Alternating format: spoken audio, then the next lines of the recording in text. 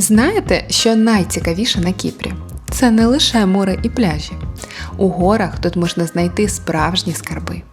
Старовинні монастирі, джерела з лікувальною водою, мости, яким понад 5000 років, і навіть рідкісних тварин, яких більше ніде не побачиш.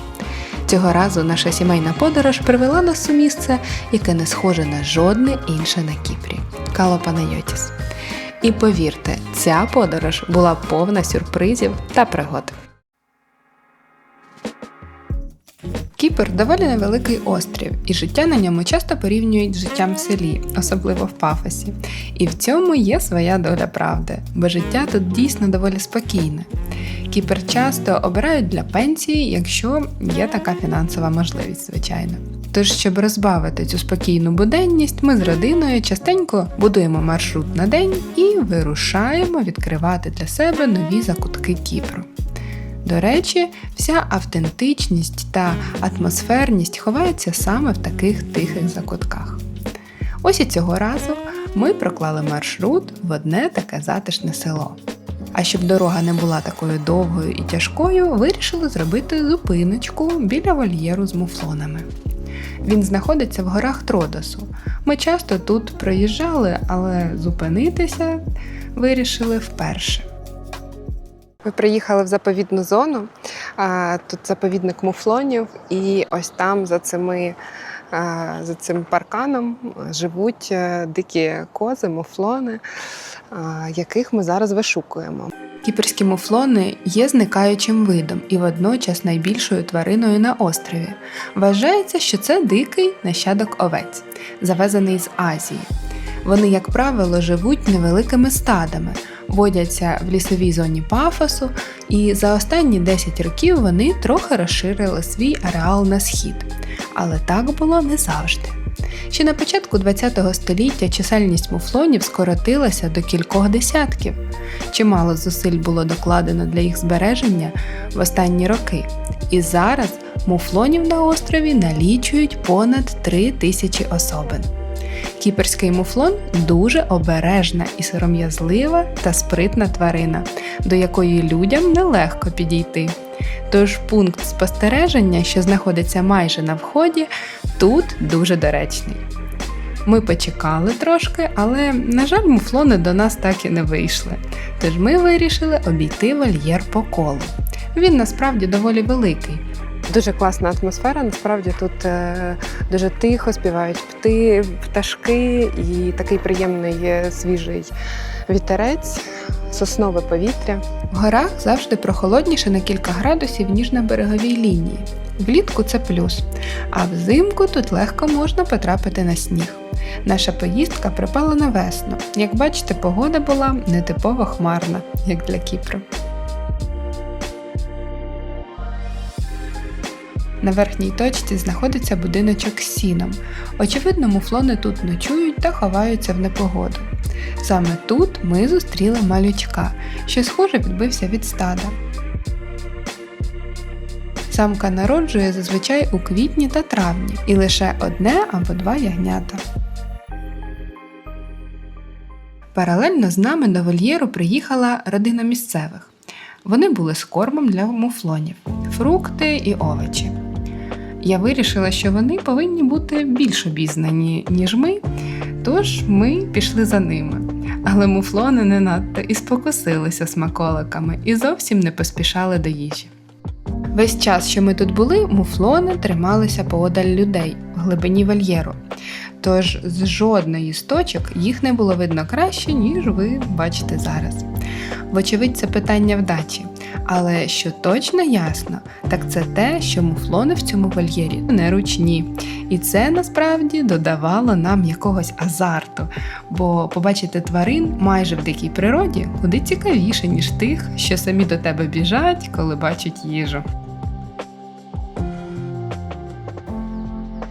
Ноги розім'яли, з муфлонами познайомились, час рухатись далі, до нашої основної локації.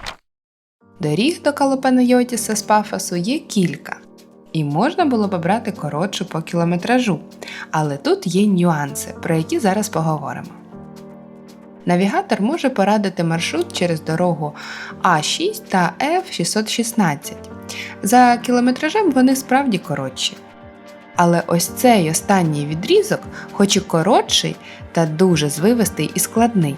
Навіть люди, що не схильні до вкачування, на цьому відрізку відчувають себе дискомфортно. Тож, якщо не хочете перетворити свою поїздку в муку, краще обрати дорогу Б9, що веде до Нікосії. Вольєр з муфлонами буде у вас на шляху. Саме цією дорогою ми і їхали. Загалом гірські дороги на Кіпрі мають гарне покриття, і ними цілком комфортно пересуватись. Температура в горах прохолодніша на кілька градусів, тож в літню спеку це може стати спасінням. А ось навесні, коли ми саме і здійснювали цю подорож, було трохи прохолодно, особливо як тільки сонечко ховалось десь за горою. Ось ми і прибули в нашу точку призначення – село Калопенайотіс. Це село сховалося серед зелених схилів гір Тродоса на висоті близько 700 метрів над рівнем моря. Виникло воно ще в далекому 11 столітті навколо монастиря. Кожна заможна сім'я вважала за честь в ті часи побудувати якусь церкву чи каплицю, але найбільше виділився християнин на ім'я Панайотіс, на честь якого і назвали село. Кало по-грецьки значить «добрий», тож назву можна перекласти як «Добрий Панайотіс». Сьогодні Кало-Панайотіс – популярний гірський курорт. Кіпріоти приїжджають сюди відпочити від спеки влітку, а взимку ці схили часом покриваються снігом, і село стає частиною зимової казки. Минулоріч тут, до речі, проводили різдвяний ярмарок, і не дивлячись на відстань та непросту дорогу, тут був натовп відвідувачів. І ось тепер, коли ми тут, і я наживо бачу ці вузенькі вулиці та звивисті дороги, то в мене в голові не вкладається, як тут можна було розминутися. Але то було взимку, а ось зараз тут, на щастя, відвідувачів зовсім небагато. Ми припаркувалися біля монастиря Іоанна Лампадіста, котрий з 1985 року внесений до списку Всесвітньої спадщини ЮНЕСКО. Монастир складається з 3 церков, об'єднаних під одним дахом. Найдавніша церква датується 11 століттям. У 12-му було збудовано церкву Іоанна Лампадіста, а у 15-му ансамбль доповнили каплицею та житловим корпусом. Монастир зараз не діє, проте у свята тут проводять служби. Ми хоч і не є палкими поціновувачами релігійної архітектури, але є місця, які говорять самі за себе. І цей монастир саме такий. Перше, що відчувається, потрапляючи сюди, ніби час сповільнюється. Тут усе дуже камерне та затишне. Маленький дворик, у якому хочеться говорити пошепки, невеличкі дверцята, такі низькі, що по розміру, здається, підходять лише дітям. Вузенькі проходи між старими стінами змушують звертати увагу на кожну деталь. Все хочеться роздивлятися ближче. Дахи вкриті червоною черепицею, що вже трохи вицвіла від часу і сонця. І хоча сам монастир невеликий, він зберігає в собі щось дуже глибоке. Здається, це не просто пам'ятка, а живий свідок сотень людських історій, молитв і тиші. Пройшовши скрізь внутрішній дворик, ми попростували в сторону річечки Ситрахос.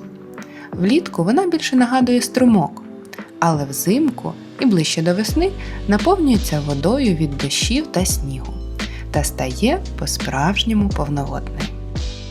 Прогулянка вздовж неї неодмінно приведе вас до венеціанських мостів 16 століття. У Калопенайотісі їх 3. Мости були збудовані венеціанцями для транспортування вантажів – міді, деревини, сільськогосподарської продукції – із центру острова до порту Пафосу. Ця територія дуже зелена та густа, добре чутно спів пташок та відчувається єднання з природою. Поживши на узбережжі, ми явно відчуваємо тугу за такою природою, тож захотілося присісти і сповна насолодитися. До речі, ці місця відомі не лише венеціанськими мостами і монастирем. Калопенайотіс – це ще й унікальні джерела. Їх тут аж 11, і 2 з них вважаються лікувальними. На камінні, де протікає вода, видно характерну білу кірку. Це не пил і не бруд, а природні сульфатні солі, які осідають, коли вода підсихає. Воду з джерела Стоматіко можна пити. Кажуть, вона допомагає при кишково-шлункових розладах, втомі та навіть анемії. І поки ми з дітьми досліджували джерела, розглядали сульфатні відкладення, слухали, як вода пробивається крізь каміння, Рамі вирішив зробити кіно. Він запустив свій FPV-дрон і пішов літати під мостами.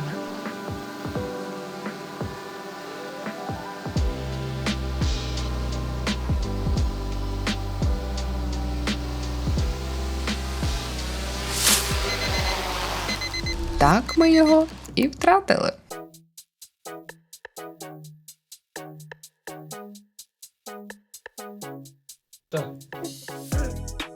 Притопил свой первый дрон в жизни.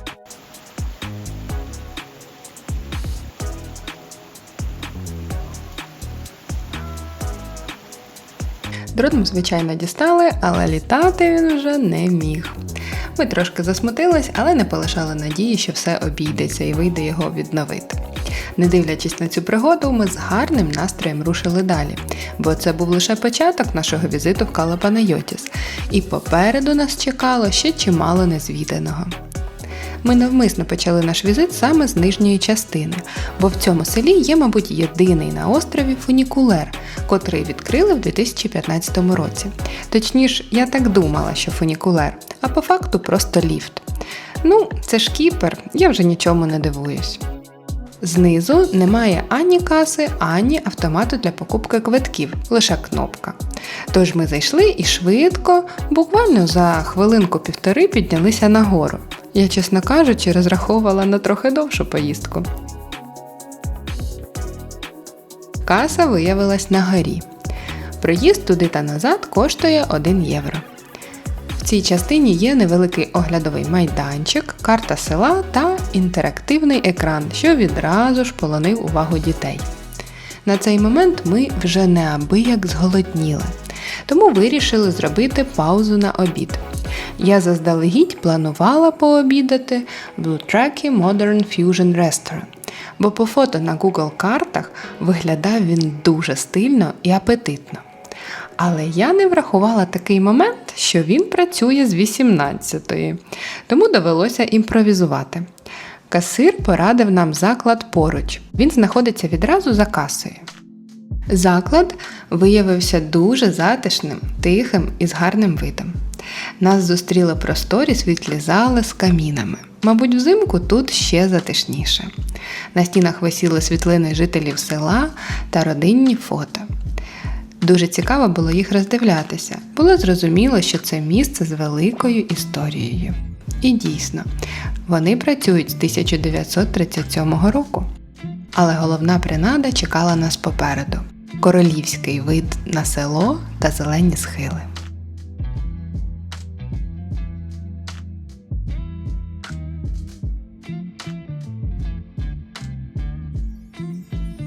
Меню невелике і лише на грецькій мові. Але офіціантка люб'язно нас проконсультувала і ми обрали форель, виловлену в водосховищі, що на в'їзді в село. У спеціальних резервуарах в ньому розводять форель, яку восени випускають на волю і потім відкривають сезон риболовлі. Кажуть, рибалок в цей час тут сила селенна. Ми були настільки голодні, що я навіть не подумала зняти їжу. Тож вам доведеться повірити мені на слово. Це було дуже смачно. Прямо навпроти тераси на горі красується сучасна будівля, що явно вибивається серед тутешньої забудови. Це виноробня Mirises Wines. На перший погляд, вона зовсім близько, рукою подати. Але насправді по гірських дорогах до неї їхати хвилин 10-15. Ми обмежились спогляданням з тераси. Кала Панайотіс, можливо, не такий популярний серед туристів, як, скажімо, Платрес, і місць для зупинки тут не так багато. Але саме завдяки цьому село зберігає свою автентичність і спокій. Особливою популярністю серед кіпріотів та туристів в цих місцях користується готель Castle Panayotis. Він розташований просто в центрі села і виглядає так, ніби це його природнє продовження. Особливість цього готелю в тому, що він не збудований наново, а виріс буквально із старих відреставрованих будинків. Номери розташовані в 7 традиційних будівлях, розкиданих по всьому селу, які разом утворюють гармонійний ансамбль. Тут є і сучасний спа-центр, куди, щоправда, не пускають дітей до 12 років. Але навіть просто прогулявшись довкола, відчуваєш особливу атмосферу – поєднання старовинного кіпрського села і сучасного затишку. Через високі гори, що оточують Кала Панайотіс з усіх боків, сонце тут зникає за обрій доволі рано. І варто йому заховатися, як одразу відчувається прохолода. Такий несподіваний контраст змусив нас пришвидшити крок і рухатися до авто, адже попереду була довга і виснажлива дорога додому. До парковки ми поверталися через міст із казковою ілюмінацією. Я добре запам'ятала його ще з різдвяної інстаграм-стрічки, де фото на цьому фоні, здається, не зробив тільки лінивий. Увечері міст виглядає особливо чарівно. Взагалі враження від села залишились дуже теплі. Кала Панайотіс зовсім не схожий на інші кіпрські села, в яких ми бували раніше. Він має свій шарм. Тут є де прогулятися, є на що подивитися і точно є що запам'ятати. Тож, хоч ми і провели тут зовсім небагато часу, але однозначно можемо сказати, Кала Панайотіс варто відвідати хоча б раз. Це місце особливе і, можливо, саме завдяки своїй непопулярності воно зберегло ту автентичність, яку так цінують мандрівники. А ми на цьому завершуємо нашу сімейну подорож. Обіймаю всіх і до зустрічі у наступних відео!